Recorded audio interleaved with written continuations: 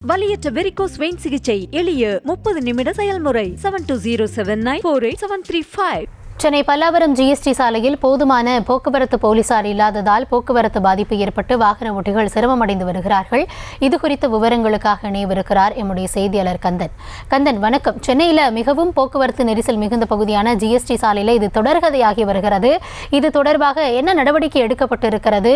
மக்கள் என்ன கோரிக்கையை முன்வைக்கிறாங்க? இது குறித்த விவரங்களை வழங்கலாம். வணக்கம்.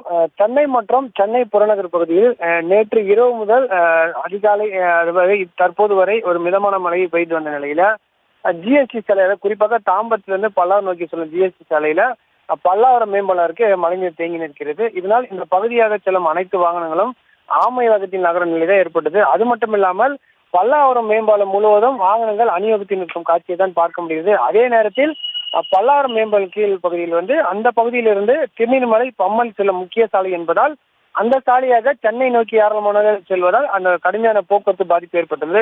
அது மட்டும் இல்லாமல் இந்த பகுதியில், குறிப்பாக இந்த திருநீர்மலை செல்லும் பகுதியில் போதியமான போக்குவரத்து போலீசார் பணியில் அமர்த்த வேண்டும் என வாகன ஓட்டிகள் ஏற்கனவே கோரிக்கை வைத்திருந்தார். இருந்த போதிலும் இந்த ஜிஎஸ்டி சாலையில், அதாவது குறிப்பாக இந்த பல்லாவரம் பகுதியில் போக்குவரத்து போலீசார் குறைவாகவே இருப்பதால் இதுக்கான காரணமாக அமைகிறது தெரிவித்துள்ளது. அது மட்டும் இல்லாமல் சென்னையிலிருந்து ஏராளமானோர் இந்த வழியாக தான், அதாவது குறிப்பாக ஏர்போர்ட்டுக்கு செல்லும் முக்கிய சாலை என்பதால் கடுமையான போக்குவரத்து பாதிப்பு ஏற்பட்டுள்ளது. அது மட்டும் இல்லாமல் மேம்பாலத்திலிருந்து ஏற்கனவே ஒரு வழி பாதையாக இருந்த மேம்பாலம் தற்போது இருபாதையாக மாற்றப்பட்டுள்ளது.